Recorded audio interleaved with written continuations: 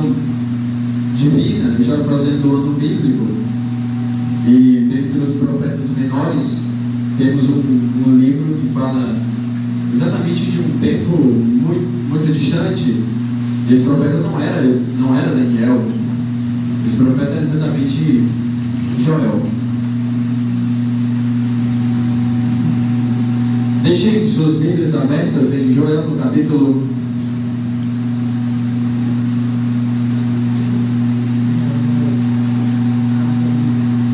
Joel.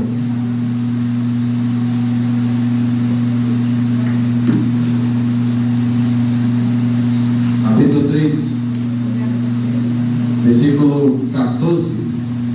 A temática dessa noite é exatamente o vale da decisão. Nós temos aqui algumas imagens bem interessantes. Eu sabia que aqui ia ficar um pouco conturbado no slide. Nós temos algumas imagens bem interessantes. Nós temos um grande vale. No computador essas imagens são maiores. Ao lado do grande vale, nós temos o fogo, a água e o furacão. São imagens ilustrativas, mas que têm um grande significado. Pode passar. Multidões e multidões no vale da decisão, pois o dia do Senhor está perto, no vale da decisão.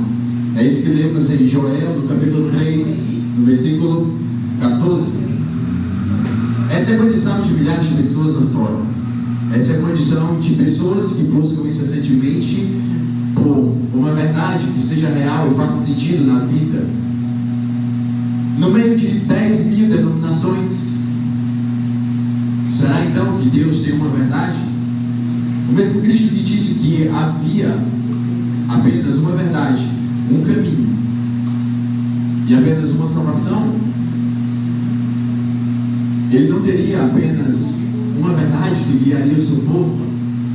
Será que o povo seria guiado por vários tipos de doutrinas, ou vários pastores, padres, ou qualquer coisa do tipo, que levariam pessoas a destinos totalmente opostos um dos outros, e levariam exatamente a pontos diferentes? Levaria a dizer que depois da morte iria diretamente ao inferno eterno, direto a um inferno que seria eterno, exatamente, ou diretamente a um tal purgatório. Muitas doutrinas são difundidas, mas será que a doutrina é a bíblica? Será que Deus não instrui exatamente um povo específico para ir adiante? Pode passar. Vamos à mensagem do segundo anjo. A mensagem vai ser baseada exatamente em Joel. Multidões estão reunidas, não reunidas em um local, apenas era uma coisa ilustrativa, mas reunidas em um propósito. Multidões de pessoas estão reunidas, esperando encontrar a verdade. Apocalipse 14, versículo 8. Hoje a pregação vai ser escatológica, ou seja, vai ser profética. Seguimos uma linhagem de interpretação bíblica, que é a linhagem historicista de interpretação bíblica. O historicismo parte exatamente com a forma exata e a forma verdadeira de interpretar a Bíblia, exatamente quando estudamos o livro de Daniel. Ao estudarmos o livro de Daniel, percebemos que o historicismo é a maneira exata para estudarmos a profecia, que a profecia se cumpre no decorrer da história. Vamos ler Apocalipse 14, versículo 8, a mesma coisa que vai estar aqui. E seguiu outro anjo dizendo, Babilônia caiu, aquela grande cidade, porque ela fez todas as nações beberem do vinho da ira da sua fornicação. Então, o segundo anjo voa pela cidade. Esse anjo é um mensageiro. Mensageiros somos nós, e nós temos que dizer exatamente isso, que Babilônia caiu, aquela grande cidade, porque ela fez todas as nações beberem do vinho da ira da sua fornicação, ou da sua prostituição. Pode passar. Vamos a Apocalipse capítulo 17. 17, no versículo 3. Vamos definir algo aqui já de início. Em Apocalipse capítulo 17, Apocalipse capítulo 18 e Apocalipse capítulo 13 se referem ao mesmo poder, com as mesmas características. Temos as mesmas características em Apocalipse 13 e as mesmas características em Apocalipse 17. E nós vamos ler, a partir de então, as características iniciais. Assim, 17, versículo 3: assim levou-me em espírito para o deserto, e eu vi uma mulher sentada sobre uma besta de cor escarlate, cheia de nome de blasfêmias, tendo 7 cabeças e 10 chifres. Ok, temos algumas características. Essa besta que vimos, na verdade, exatamente, essa mulher que vimos, ela é uma mulher que está sentada sobre uma besta. Características iniciais: é a mulher que se assenta sobre uma besta. Ok?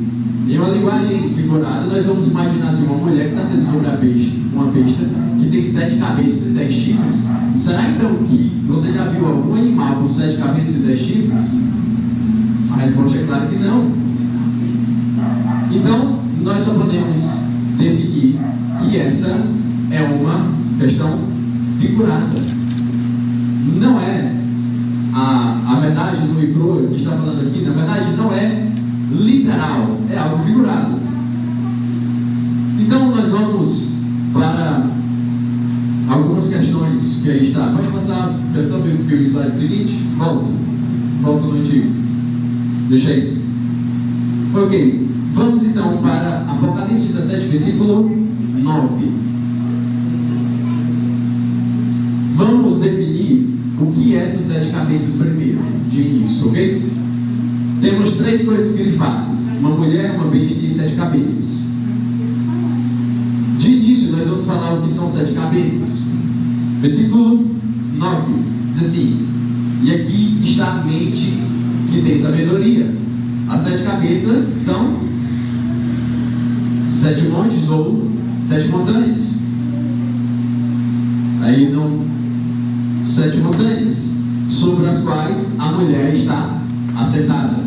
Definida então, a Bíblia mesmo é a sua própria intérprete. Não podemos definir que essas 7 cabeças são qualquer coisa aleatória do mundo.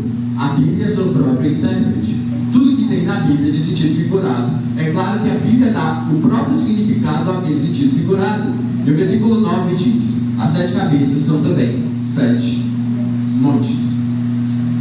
Ok, vamos para o segundo aspecto dessas características que foram dadas. Vamos para a mulher. Não vamos a Efésios agora, sei que muitos pensaram, mas vamos a Provérbios, no capítulo 20, versículo 1. Provérbios não, Jeremias capítulo 6, versículo 2. Jeremias 6, 2. Tu coloca aí, Pedro. Jeremias 6, versículo 2. São muitas passagens, eu não coloquei todas no slide.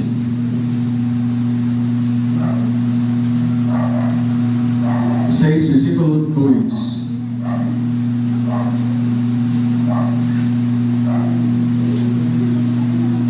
Diz assim: a formosa e delicada, a filha de Sião, eu deixarei em ruínas.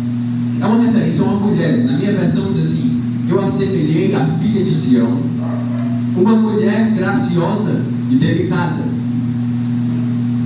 Diz que ele assemelha então Sião, que era o povo, que é também chamado de o povo de Deus, a uma mulher. E disse que deixaria em ruínas. Ok?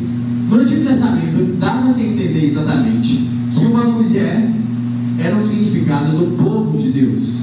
Quando Deus se referia à mulher, falando em sentido de Sião, ele falava do povo de Israel, o seu povo escolhido.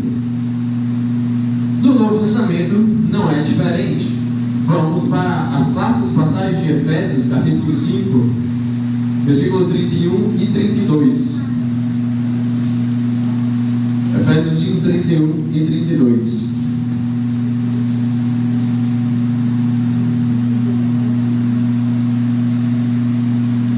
Essa é uma comparação bem interessante que Jesus fez.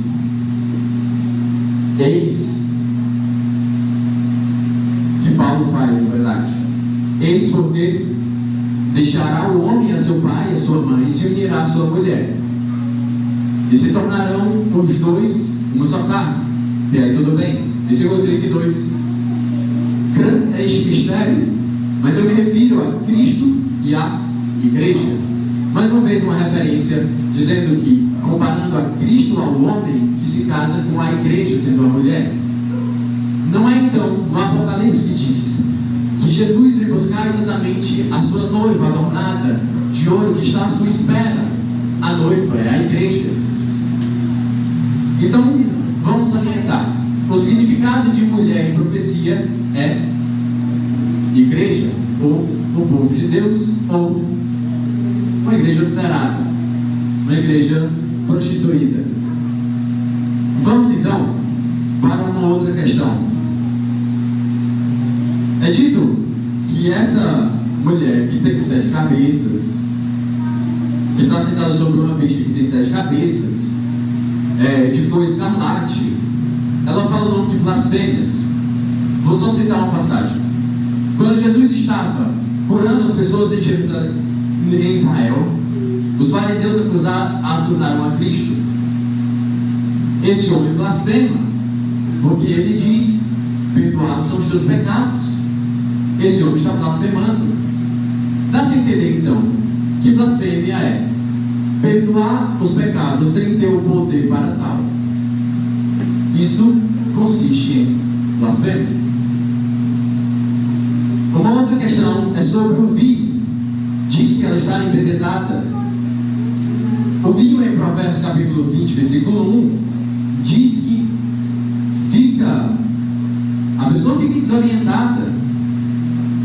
E ao ficar desorientada, é claro que ela leva pessoas para longe da verdade. Só a luz pode afugentar as trevas.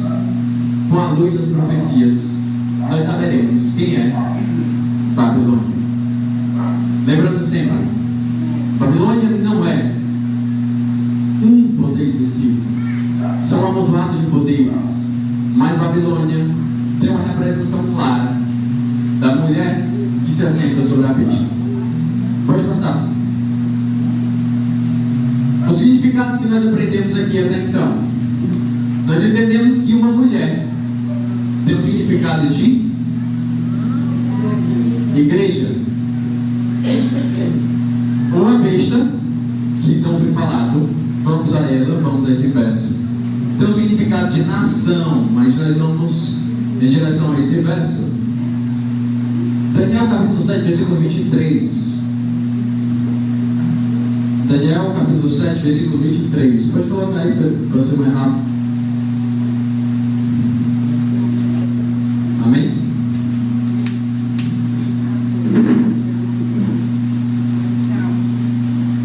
Vamos lá. O mesmo sentido de besta, como eu disse, uma besta é um animal, tem o significado de animal. Então ele diz: o quarto animal será um quarto reino, o qual será diferente de todos os reinos e devorará toda a terra, e pisará os pés e fará em pedaços. Dá-se a entender então que uma besta ou animal é um reino. É um reino. Pode passar, pode voltar no slide.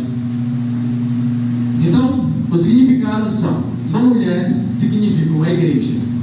A besta é uma nação, ou seja, uma igreja que tem um poder político religioso.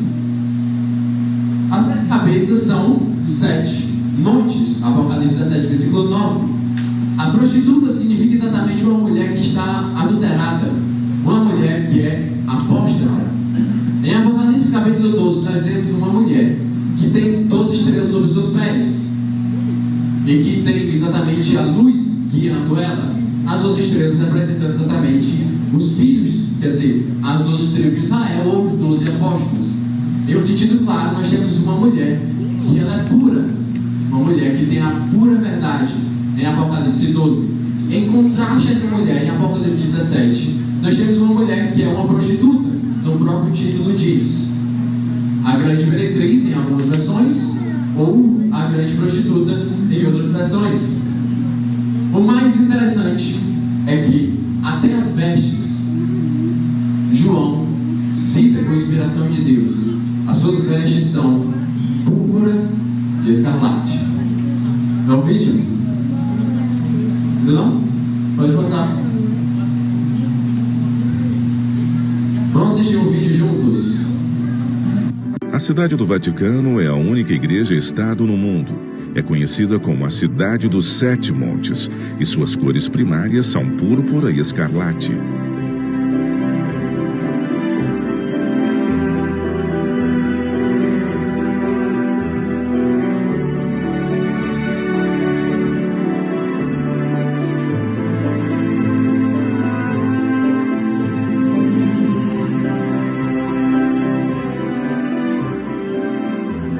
Durante a Reforma Protestante, muitos reformadores como Thomas Cranmer, John Wesley, William Tyndale, John Wycliffe, Philip Melanchthon, John Huss, Martin Luther e centenas de outros, todos concluíram que o papado é a prostituta Babilônia, mencionada em Apocalipse. Eu, de minha parte, libertarei a minha mente e consciência, ao declarar em alta voz ao Papa e a todos os papistas que o papado é verdadeiramente ninguém mais que o reino da Babilônia, o próprio Anticristo. Afinal, quem seria o homem do pecado e o filho da perdição, senão aquele que, por seu ensinamento e ordenanças, aumenta o pecado e a perdição das almas da igreja, enquanto ele mesmo se assenta na igreja como se fosse Deus? Todas essas condições têm sido cumpridas ao longo do tempo pela tirania do papado. Martinho Lutero. Nós temos a imagem clara daquilo que as outras denominações esqueceram. Nós somos a igreja adventista do sétimo dia, talvez a única igreja protestante que ainda resta nessa terra. Amém. Nós continuamos protestando contra Roma, porque foi assim que Martinho Lutero colocou as suas... Vocês vão... Quantas teses? Suas 95 teses. Iniciou aquilo que conhecemos como Reforma Protestante.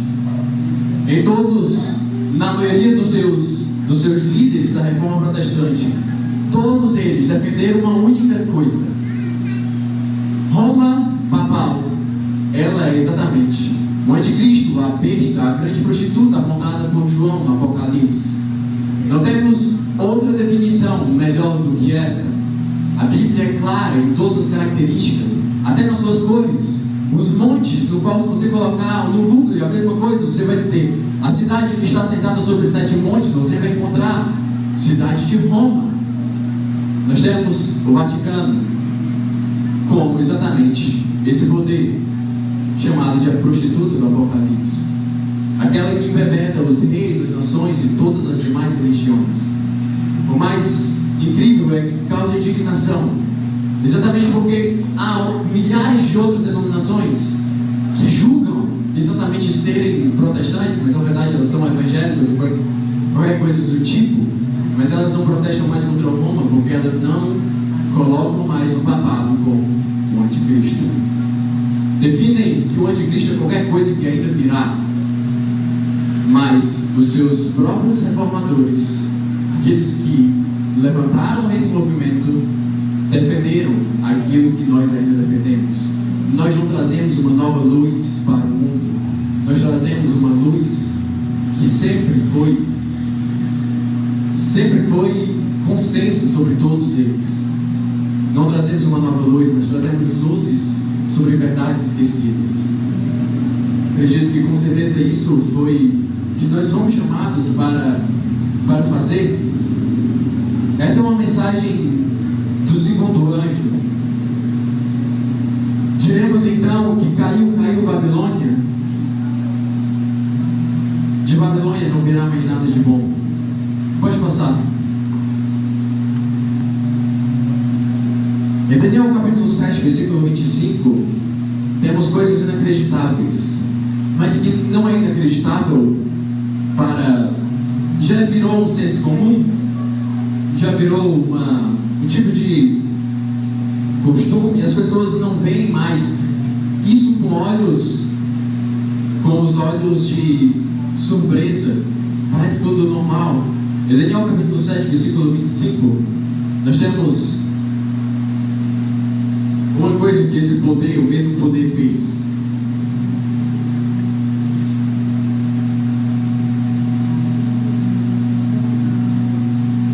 O versículo 24 diz assim: e os 10 chifres desse reino são 10 reis que se levantarão, e o outro levantará após ele, e ele será diferente dos primeiros, e ele subjugará os 3 reis. É dito que esse poder ele será diferente dos primeiros, por quê? Ele tem uma diferença porque ele é político-religioso. E lembra que os 10 chifres foram apresentados em Apocalipse capítulo 17, versículo 3. E ele volta novamente a Daniel capítulo 7, versículo 24. Agora o versículo 25 diz o que esse poder fará. Ele fará com que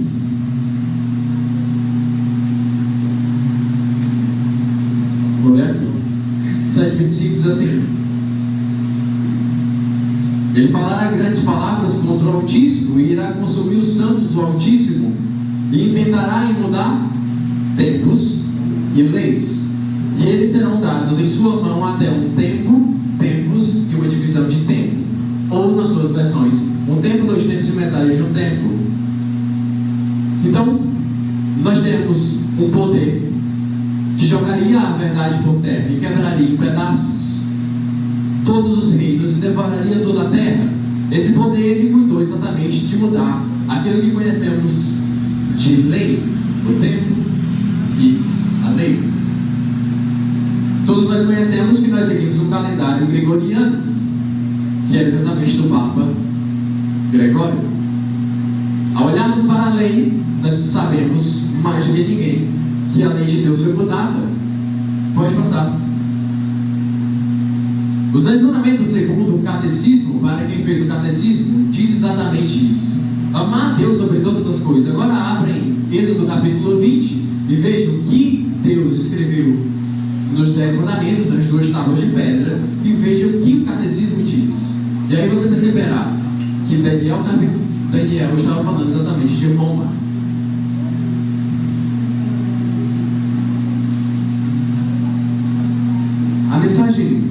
A mensagem de hoje não é exatamente nenhum ataque a nenhum católico, mas é uma mensagem de salvação, uma mensagem de alerta.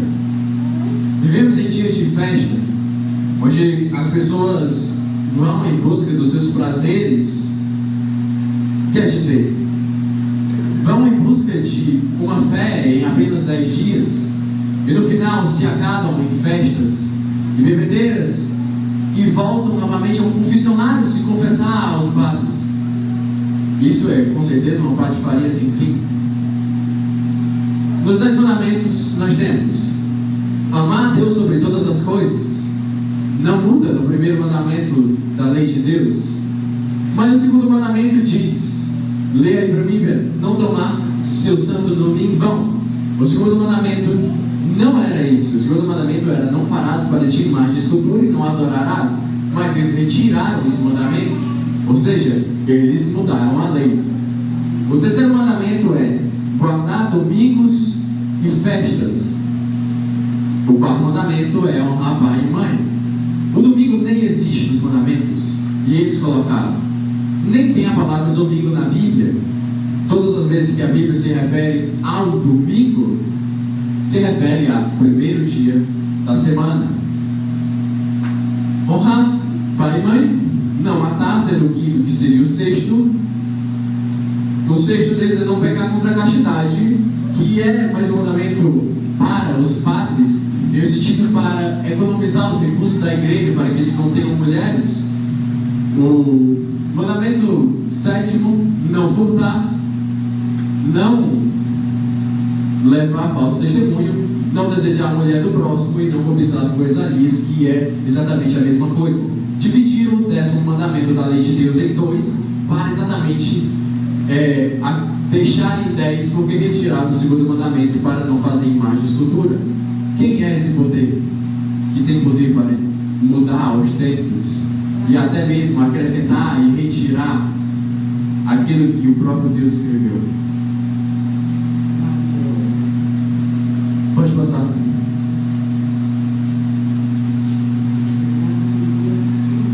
Em uma das citações do arcebispo J.K. Gibbons, ele diz assim: o sábado é o sétimo dia de acordo com a Bíblia. O sábado é o sétimo dia de acordo com a Bíblia e os 10 mandamentos? Foi feita uma pergunta e ele responde que sim. O domingo é o primeiro dia da semana e a igreja mudou o sétimo dia, sábado, para o domingo, o primeiro dia. Respondo que sim. Cristo mudou o dia? Eu respondo que não. Ou seja, o sábado foi mudado exatamente por quem? Pela igreja. Uma palavra do próprio arcebispo de Roma. O arcebispo declarou, acho que em 1929 ou 1889, é uma dessas duas datas, ele declara exatamente que quem mudou a lei foi Roma e não Jesus que mudou, ou Deus. Na verdade, ele até declara, respondo que sim, Cristo mudou o dia. Respondo que não, Cristo não mudou nenhum dia. E para todas as alegações que dizem que Cristo não guardou o sábado, eu diria apenas uma seguinte questão: se Cristo não tivesse guardado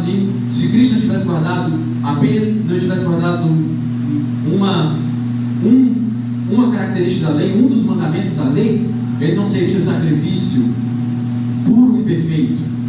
Porque se ele tivesse caído em pecado, já que os 10 mandamentos é exatamente aquele que comete pecado transgride a lei, porque o pecado é a transgressão da lei. Então Jesus Cristo não poderia ser o cordeiro que foi morto desde a fundação do mundo, como João Batista definiu. E ele, transgredindo um dos mandamentos, ele não poderia ser o Salvador do mundo inteiro. Aqueles que julgam dizer que Cristo não guardou o sábado e transgrediu o mandamento sabático, eles não acreditam na própria expiação que Jesus fez dos seus próprios pecados. Pode passar.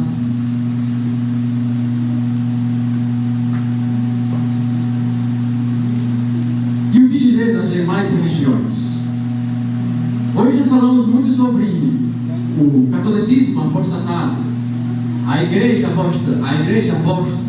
Mas o que dizer das demais religiões que fizeram escola bíblica dominical, o culto de adoração exatamente no domingo, escola dominical e o domingo exatamente como um dia especial para os seus cultos, porque é exatamente esse dia que foi escolhido para o dia de guarda. Alguns até julgam e dizem assim: pode guardar qualquer dia, mas sabe, o domingo é mais cômodo, porque é o dia que ninguém trabalha, já que ninguém abre as lojas, já que ninguém faz nada do tipo, ninguém faz feira no domingo, é um dia mais cômodo para nós guardarmos. Então nós, como igreja, nos reunimos e vamos escolher esse dia de guarda. Muito bom. Fazer o evangelho para si mesmo e não seguir os preceitos de Deus. Pode passar. Apocalipse 18, versículo 4, dá um alerta. Ao se referir à Babilônia, ele diz: e ouvi outra voz do céu dizendo, seria então o quarto anjo dizendo: sai dela, povo meu. Uma última mensagem do último anjo. O último anjo diz uma mensagem: sai dela, povo meu, para que não sejais participantes dos seus pecados e para que não recebam as suas pragas. O quarto anjo diz: sai dela, povo meu. Muitos estão no vale da decisão. E essa mensagem não pode ser dita apenas para nós, membros que já conhecemos. A mensagem deve ser espalhada por todo o mundo. Quando Cristo disse que o evangelho do reino seria pregado a todo tribo, língua e nação, e aí viria o fim, ele não disse que seria o evangelho que é pregado em todo o mundo, até porque o fim já tinha chegado, mas era o evangelho verdadeiro. Quando o evangelho verdadeiro for pregado em todo o mundo, aí sim virá o fim. Pode passar.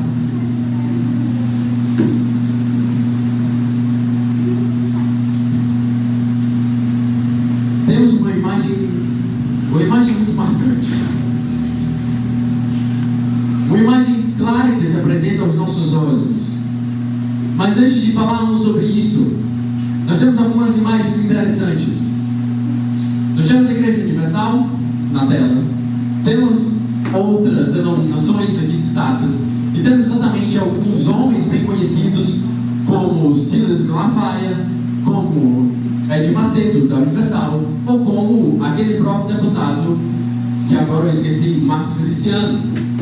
Nós temos homens que misturam exatamente a política e a religião de uma forma clara.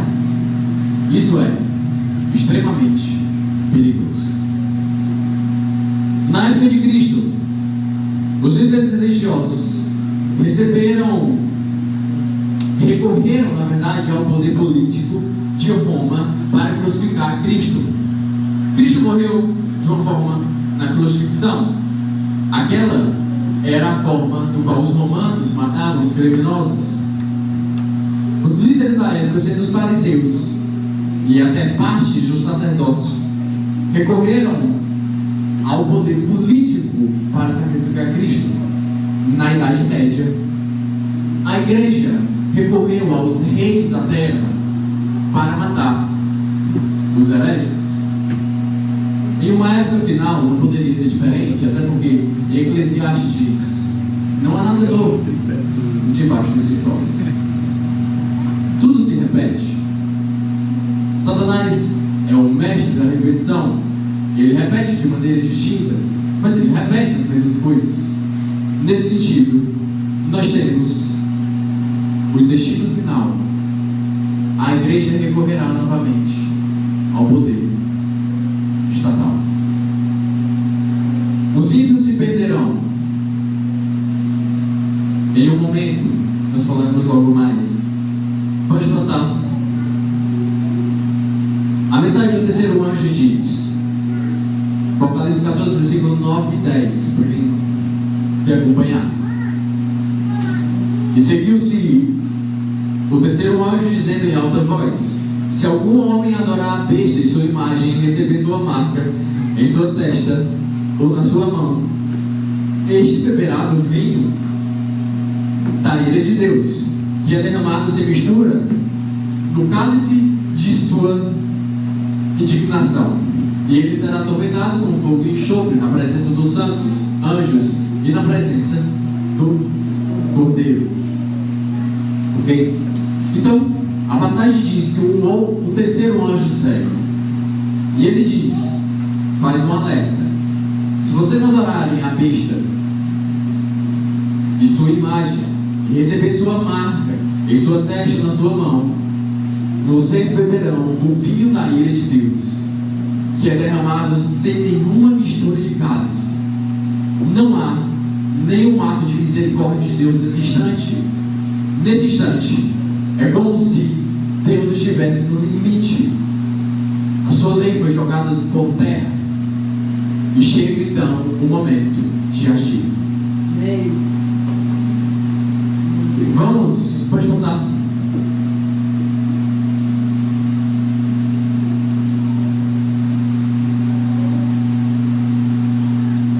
Bem, se é uma marca da besta, nós temos que definir então que há um selo de Deus. Até porque em Apocalipse capítulo 7, se vocês pararem para ver o título, vocês verão exatamente os 144 mil selados. Há um selamento antes. Há exatamente um selo que é dado antes da marca da besta vir. Isaías capítulo 8, versículo 16 diz: atai o testemunho, selai a lei entre meus discípulos. Nós temos então a imagem de que o selo de Deus se refere exatamente à lei. Para os israelitas, eles entendiam da mesma forma. A lei de Deus em sua fronte e a sua mão. A lei de Deus em sua fronte era uma ideia exata de que a sua consciência agiria segundo a lei, e a sua mão agiria com o poder das suas ações. Você, com as suas ações, agiria através desse significado de mão. A mão, que é fronte, é um sentido de escolha. Nós escolhemos através dos nossos pensamentos. Por isso a referência é um sentido figurado de seja dado uma marca na testa ou na mão. Não é um chip.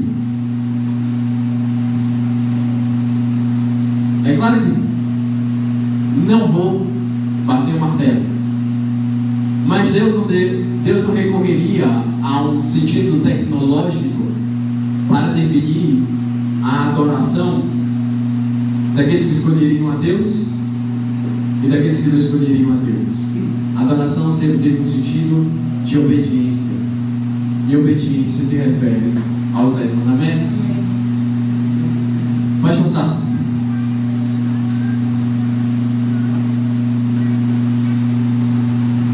E temos uma passagem bem clássica com referência a isso. A todas as pessoas que dizem que a lei foi abolida, apresenta-nos então João 14, versículo 15. Se vós me amais, guardai os meus mandamentos. Pode passar.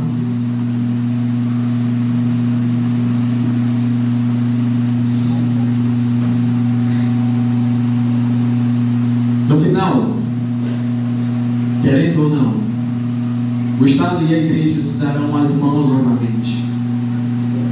Como a igreja fará o modo coercitivo? Como a Deus irá fazer uma coerção, uma obrigação, sendo que ela não tem um poder político? E sendo que ela não tem jurisdição sobre todos os países? Logicamente, o poder estatal de todos os países irá se unir a um sentido religioso. E eles irão dizer com uma única voz: nós defenderemos o bem comum. Aquilo que for o bem comum para a maioria, nós levaremos. Na pandemia nós tivemos uma imagem clara disso. Pelo bem comum, vamos ficar confinados em casa. Aqueles que têm opiniões divergentes, não entrando em méritos e méritos, aqueles que têm opiniões divergentes, que sejam excluídas por meio do bem comum, agindo com coerção e muitas vezes em uma obrigação de tomar medicamentos em detrimento de empregos. Isso é coerção. Isso é o próprio poder de Satanás agindo no Estado. Eu defino: Deus é o que age com o livre-arbítrio. Quando não há o livre-arbítrio e o poder de escolha, é Satanás que age. Pode passar. E aqueles que entraram macho e fêmea e toda carne. Assim como nos dias de Noé, assim será também a vida do Filho do Homem. Gênesis capítulo 7, versículo 16 diz: e aqueles que entraram, macho e fêmea, de toda a carne, conforme Deus lhe ordenara, e o Senhor o fechou dentro. Nós temos uma imagem clara aqui. A arca fecha por dentro, não por fora. Quer dizer, a arca fecha por fora. Não é Noé que fecha, é Deus que sela a porta. Quando há então um selamento da porta feito pelo próprio Deus que fecha a porta, nós temos a imagem de que no tempo do fim haverá um selamento anterior à sua vida. Ou seja, a decisão de todos os seres terrestres não se dará na volta de Cristo, mas se dará momentos antes, quando a arca de Noé foi fechada, exatamente por Deus, do lado de fora. Passou-se ainda 7 dias até que começou a chover. Nessa mesma comparação nós fazemos, até o momento da volta de Cristo haverá então um selamento. Os 144 mil, que é um sentido figurado, não são 144 mil pessoas, são selados pelo selo do Deus vivo. E ao serem selados, Deus vai separando: esses são meus, e eles serão protegidos no final. Quando esses selos virem, haverá então um momento que nós conhecemos como o fechamento da porta da graça. Aqueles que estão salvos, amém. Aqueles que estão perdidos, misericórdia. Pode passar.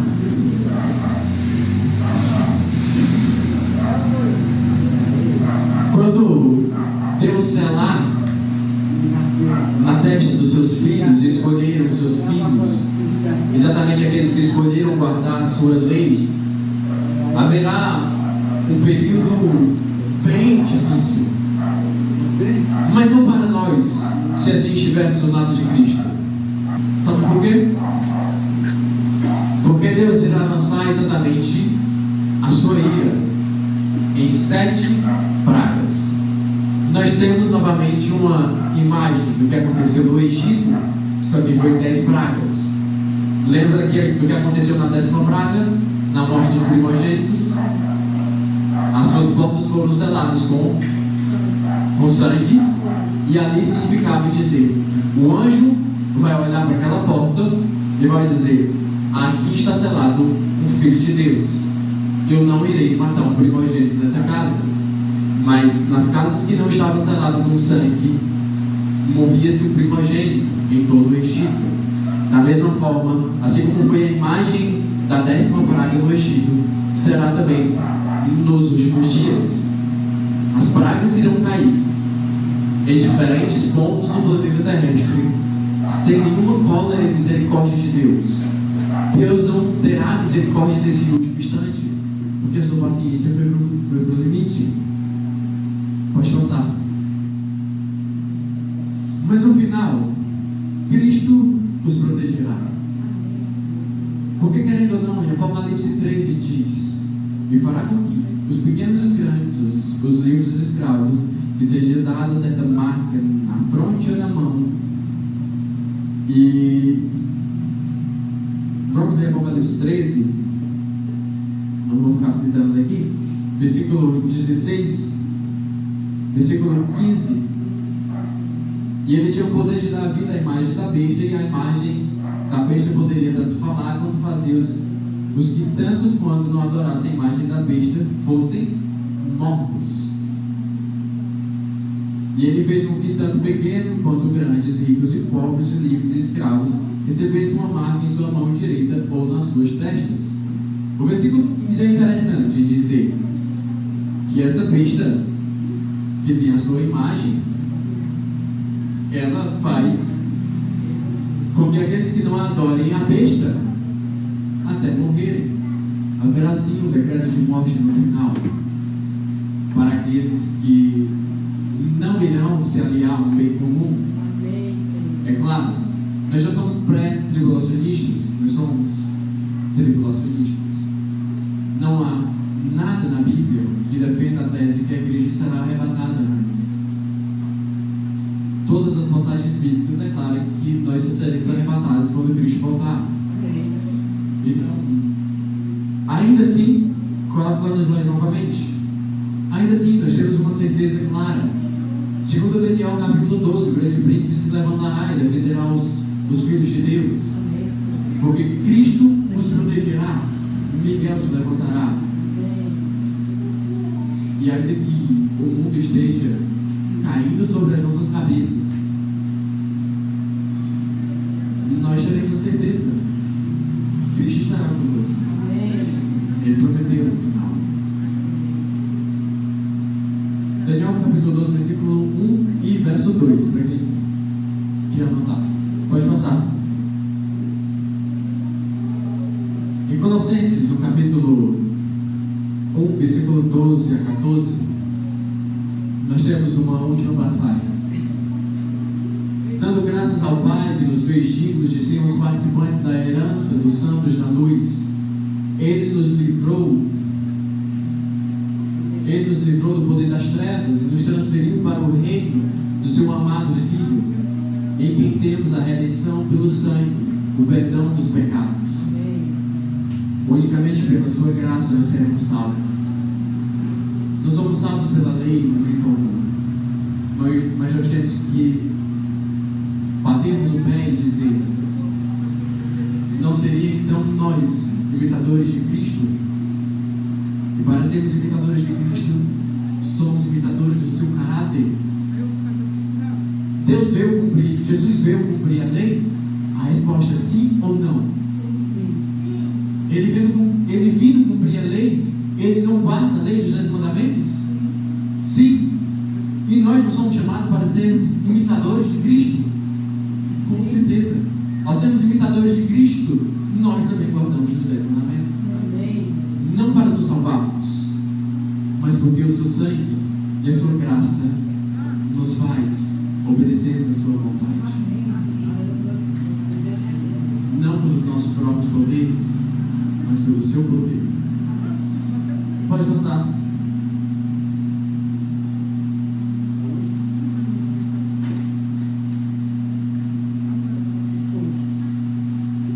Essa é a imagem de um fogo, que muitos dizem ser um fogo eterno.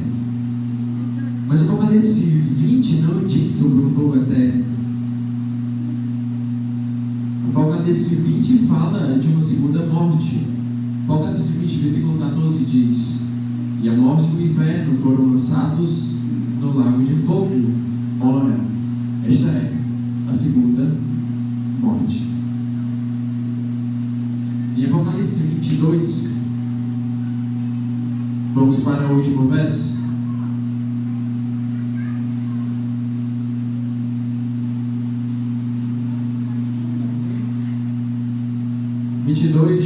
No versículo 11 primeiro, aqui nós temos a prova do porquê que acreditamos que a porta da graça se fecha antes.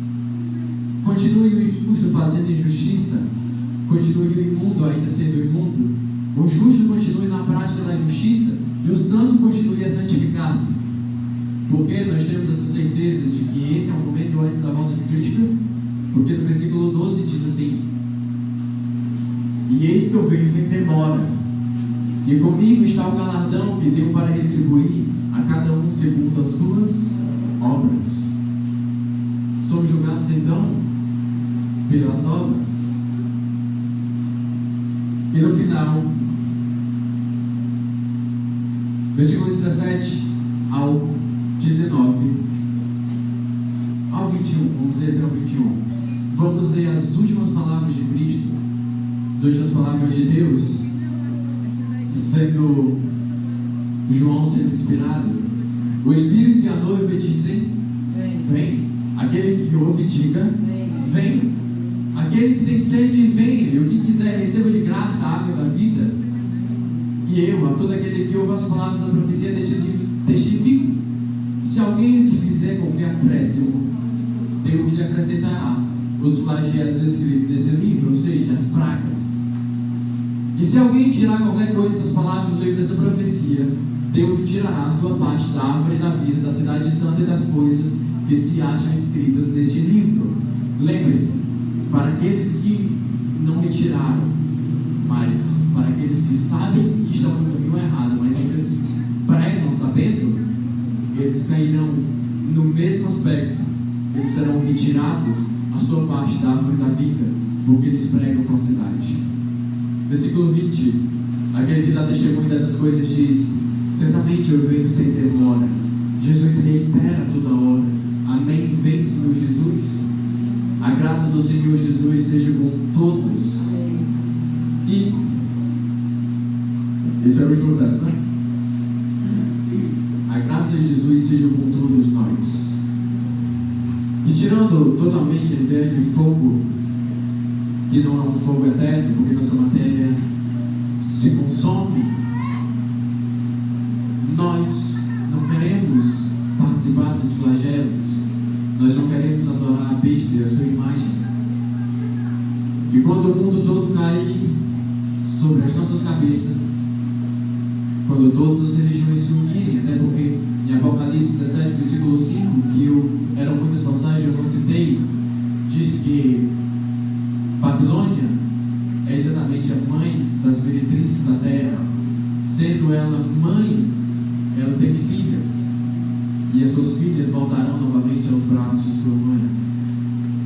As igrejas protestantes, que não são mais protestantes, até porque em um tratado que foi feito no século XX, eles assinaram exatamente para dizer, para definir que eles não considerariam mais Roma como anticristo. Eles, os líderes protestantes, assinaram. Mas damos graças a Deus que a nossa denominação, com liderança na associação geral, não aceitou. Nós continuamos a ser acerca do propósito